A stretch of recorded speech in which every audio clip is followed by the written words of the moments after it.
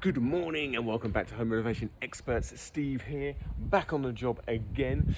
Today is, first thing you might recognize this. So this is the gazebo I built for my client last week at some point. So today is all about decking.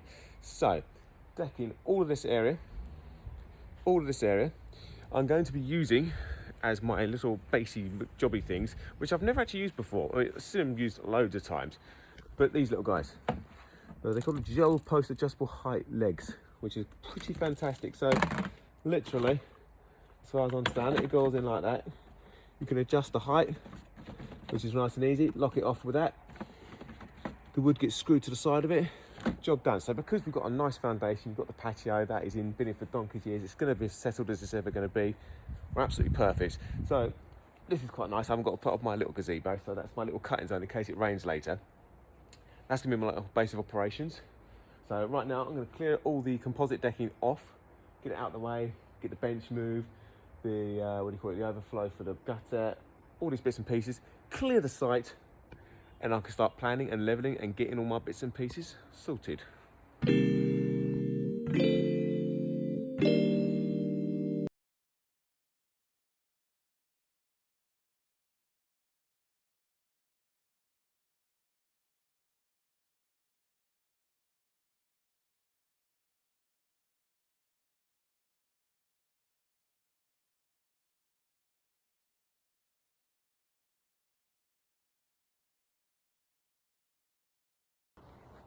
Phew, right, okay, that's the site now set up.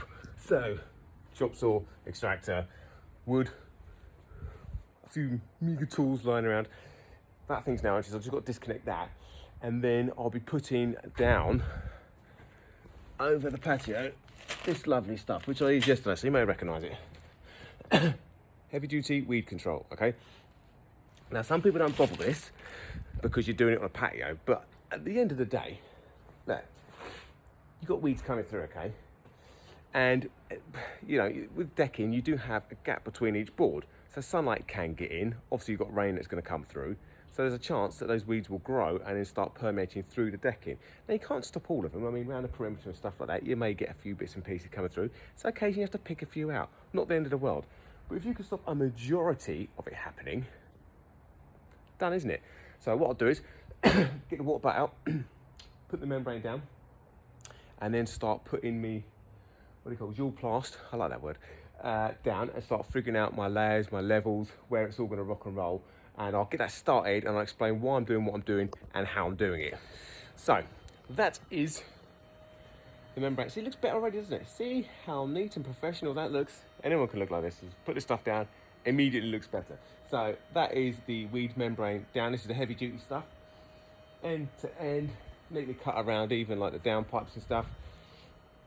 I'll just roll that last little bit across there and I'll put another bit down there once I'm ready to do that section. So I'm going to work this primary section first. So I'll get all the joists through and in, all the bearers, and then I'll work out this section, because this section, so this one's going to finish basically where the membrane is. This section here is going to just jot out a bit further. So we're going to sort of play that bit by ear, because what I'm going to do is, because I always overorder materials just to make sure you've got kind of enough. So once I've got this section kind of started and mostly laid, I'll then be able to work out what I've got left, and then we can maximise how far out we can push that bit. Because, you know, it's a bit like everything, you overorder because, you know, you've got cuts and you've got like boards that may be damaged and all that kind of stuff. So you try to sort of take that into account. So hopefully I'm able to make that area a bit bigger. And then another top tip, so not a lot of people know this about Makita chop saws and stands. So this is a really good one. It doubles up fantastically as a tea and cake holder. Look at that. Who would have thought that? You know, don't even need a dust extraction on for this. It's perfect. Although if I get some crumbs, it's sorted, isn't it? So look at that. So it's the lady's birthday yesterday. So she's got birthday cake left over. So I've got to sample this one, and then she's got a chocolate one. I've got to rate him out of 10. It's a tough life sometimes. It honestly is. I mean, people think that trays have it easy. You see the graft I do. Well, every now and then you land on your feet. Tea and cake. Done. Righty dokie, how's it going? Well, if you look behind me, the wood has definitely gone down, which is awesome. So I'll come back this way. There you go, look. So there is the start. There's the supports basically in. They've been kind of, none of the levels have been adjusted yet. I've just literally finished putting in the last run. So I thought I'd quickly talk you through like a few bits and pieces. So these things, absolutely brilliant. So what you do is, I put one screw through the center, which just kind of pins it, and I put one in a plastic as well. The reason I do that is because if this screw ever undone, I mean, you're gonna have the weight of all the decking on it. It's not gonna go anywhere, but it just stops it from ever bouncing. Put that screw in, done. Extra screw, easy peasy. And what I then done, once I kind of got these in roughly in position, I then spaced them out as the manufacturer sort of instructions. So was it every 600 mil, sort of between each joist. But then what I've done is taken the left hand wall there to the right hand wall, found the center, which is 3.1, made sure I've got a joist through the center, and now I've worked out that this, I've slid the joist as I need to, so that through the center, the boards will sit on that. So every joint is going to be bared. It won't just be floating in midair. And the same for this end, which is perfect. So that way, every end is sat on a bearer, and that is it, job done. Now it just happened to work out, because when you're kind of doing these things, when you're kind of mathematically working it out, you basically divide the area by half, because the client wants the joint in the decking to be through the center of each one, which is perfect. So you can see literally it's halfway through the previous one. So that means it's nice and easy. So I just take the center mark, which is 3.1, boom, make sure there's a joist down the center. And then I measured off of both of the offsets. So from there to the wall is 900, and from here to the wall is about, was it 1900? So that means that I won't have a stupid cut, because these boards are just over 2 meters. That's what you want to watch out for, because if it worked out that that was a little bit wider up to that wall, I'd have a full board plus a tiny stupid little bit. But because it's under, I could do a little trim, done, that fits. And that half board there will also then do the other side over there. So we really are maximizing the amount of boards we're gonna be able to use, and not have stupid cuts off where you kind of do your cut off of one and then you can't use the other half because it just doesn't fit anywhere. So that's that. The other thing I've done, as you can see, basically we're taking it up to where the front of the patio was, and obviously this is sort of overlapping. Now the reason I've done that is because as I bring the boards from the house this way, I don't want to have to do a sort of cut through the center one to finish it exactly on there.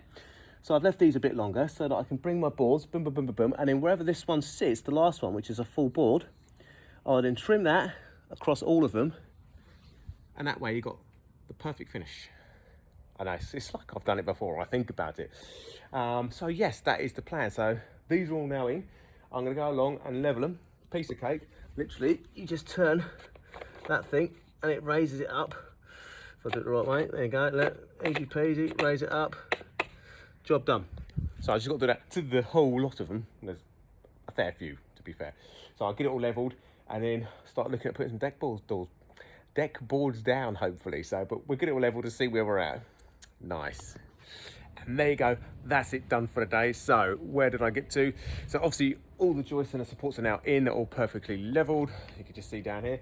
So what I found is that there wasn't quite enough adjustment on these. So all I went out and did was buy some slabs, smashed them up, put them underneath it, raised it up. That is solid as a rock. That is not going anywhere. So these are all now perfectly level all the way through.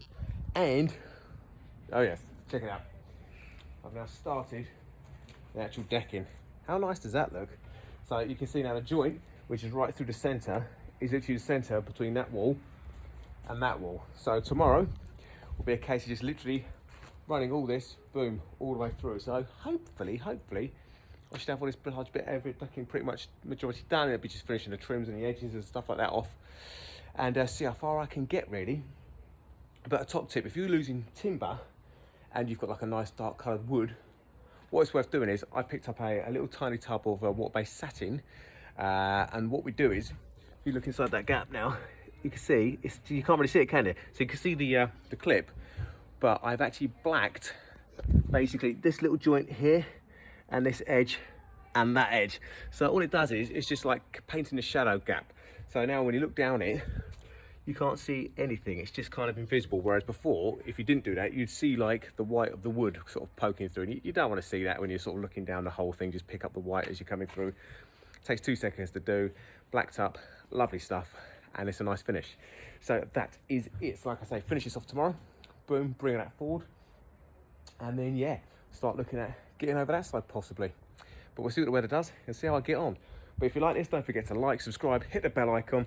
It all really helps out. Any questions or suggestions, you know, I'm getting a lot of people commenting, leaving little sort of tips and tricks as well of their own, which is fantastic. This is a two-way street. This is a conversation. I'm showing you stuff.